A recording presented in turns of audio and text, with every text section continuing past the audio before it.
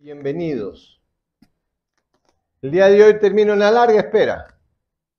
Larga espera digo porque hemos esperado mucho para llegar a presentar este cómic. Y no era por gusto.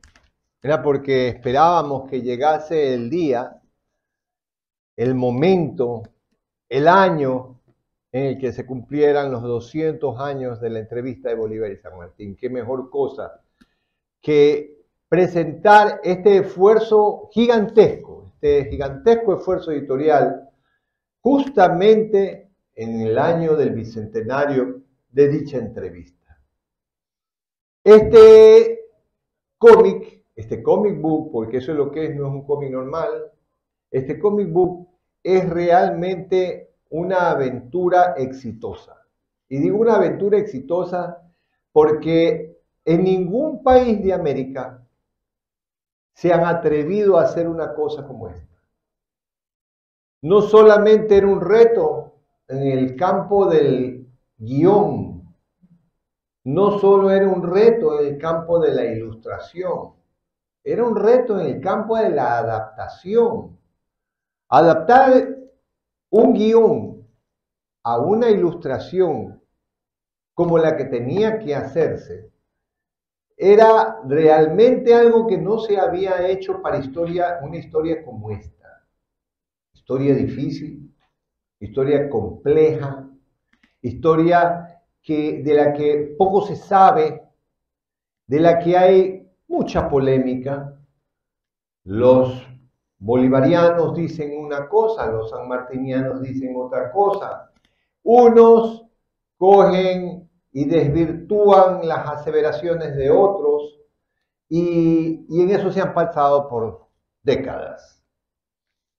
Sin embargo, de lo cual existen obras que nos permiten suponer con más o menos precisión qué es lo que realmente sucedió en esa famosa entrevista. O por lo menos nos permiten deducir algunos de los pormenores. Hay que recordar que esa entrevista se dio en 3 momentos el día 26 de julio. Primero hablaron 1h30, después hablaron media hora, con cierto intervalo, al final hablaron 4 largas horas. Y el resultado final es que aquello por lo cual San Martín estuvo aquí, que básicamente era pedirle ayuda a Bolívar para que termine el proceso emancipador de América independizando al Perú, no logró éxito, porque Bolívar no alcanzó a entender la verdadera magnitud del problema que tenían América y particularmente el Perú, con casi 18.000 hombres entre el Alto y Bajo Perú, listos para coger y reconquistar todo lo que había liberado San Martín y Bolívar. No alcanza Bolívar a entender esto porque a Bolívar realmente lo único que lo trajo acá fue evitar que San Martín anexe Guayaquil a Perú. Eso es lo que lo trajo acá. Por eso trae esa montaña de soldados, por eso viene con una animadversión oculta, aun cuando, claro, los modales de la época hicieron que hubo un cruce epistolar en el cual pues las buenas formas y la manera exquisita de expresarse siempre estuvo presente entre las cartas que Bolívar le mandaba a San Martín y viceversa. Querer estrechar su mano es lo máximo que mi espíritu desea en estos momentos. Mentira, no ha de haber sido tanto, pero eso era lo que le decía Bolívar a San Martín. Y cuando llega, al poco tiempo, disuelve la Junta Suprema de Gobierno y anexa la fuerza a Guayaquil a Colombia, utilizando una supuesta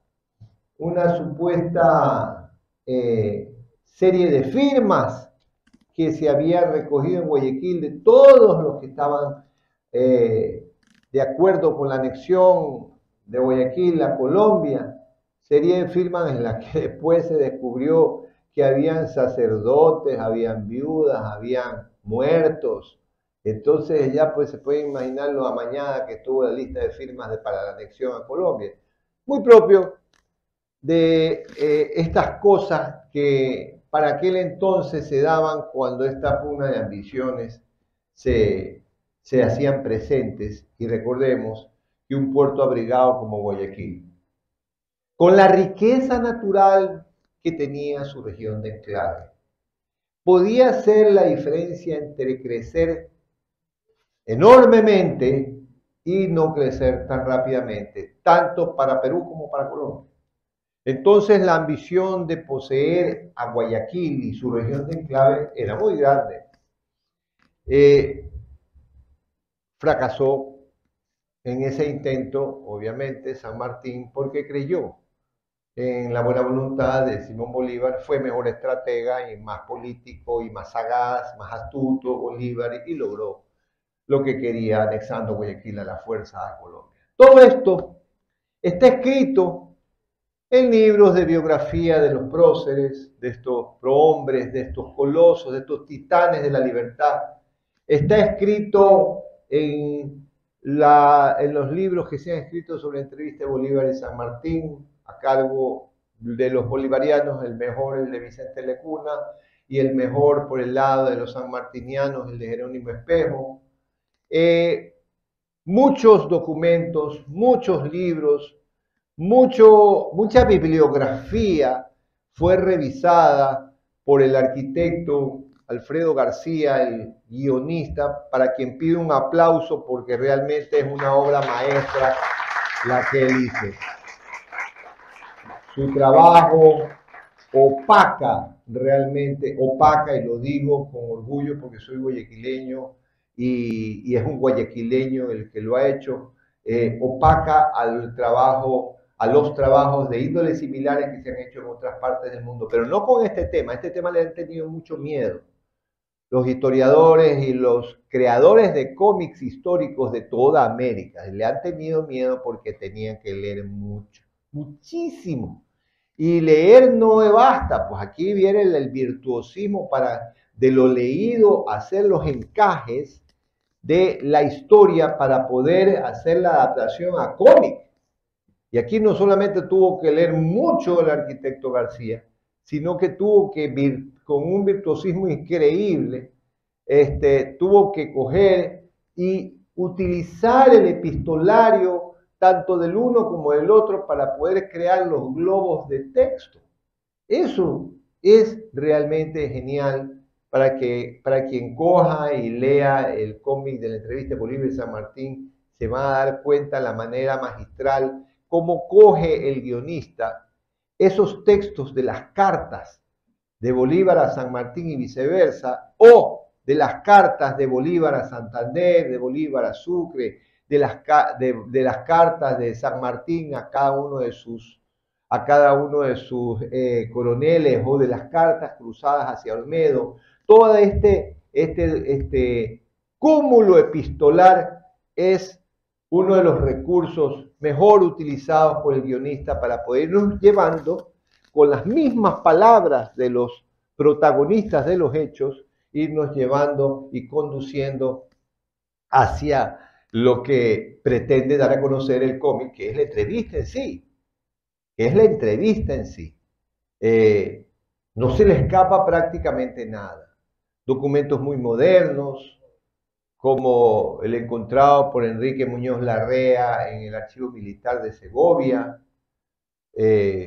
documentos del Bibliorato de la Biblioteca Municipal, libros recientemente publicados, información que se encuentra en manos de investigadores y que han leído de documentos de poco acceso.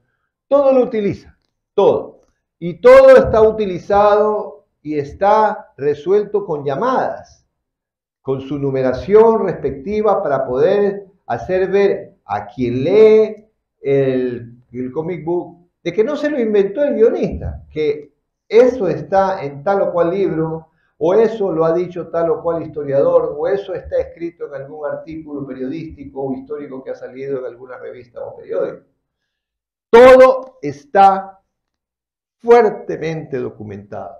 Y en esto radica uno de los atributos de este maravilloso trabajo del cual, repito, nos sentimos extremadamente orgullosos porque lo podemos mandar pues, a Chile, lo podemos mandar al Perú, lo podemos mandar a Argentina y podemos decir, esto fue producido en Guayaquil, en la ciudad en donde la entrevista se realizó.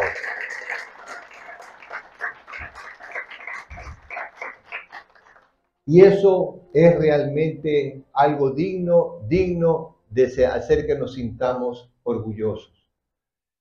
Otro capítulo de la producción de este cómic está en el trabajo de la ilustración. El ilustrador, el señor Pedro Benalcázar, se luce de una manera extraordinaria al captar las intenciones del guionista, al entender la forma en que el guionista quiere hacer ver la acción y no solamente coger y dibujar con una magistral solvencia, porque no es fácil hacer ilustración histórica porque tienes que ver arquitectura, tienes que ver indumentaria, tienes que ver muchas cosas para no plantear ilustraciones que estén alejadas de la realidad.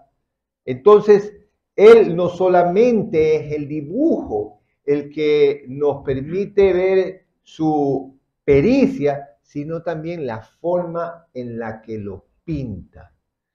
Hay escenas en que es necesario sentir obscuridad y desasosiego.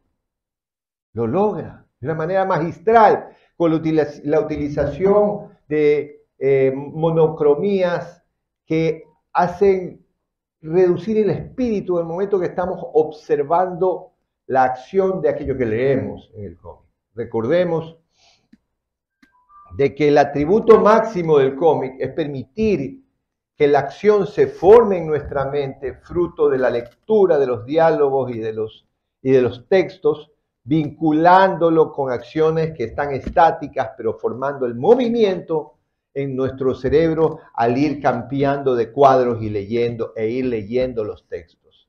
Eso se logra de manera magistral, esto está dañado, mejor apágalo si está dañado. Eso se logra de manera magistral con el trabajo de coloración que hace Pedro Benalcázar. Pedro Benalcázar estuvo extraordinariamente bien a la altura de la calidad de los guiones e hicieron un trabajo tan complementario que podemos nosotros disfrutar de este cómic como casi como si estuviésemos viendo una película. No quiero cansarlos más. Ustedes van a darse cuenta de que me quedo corto en la descripción de lo que van a ver.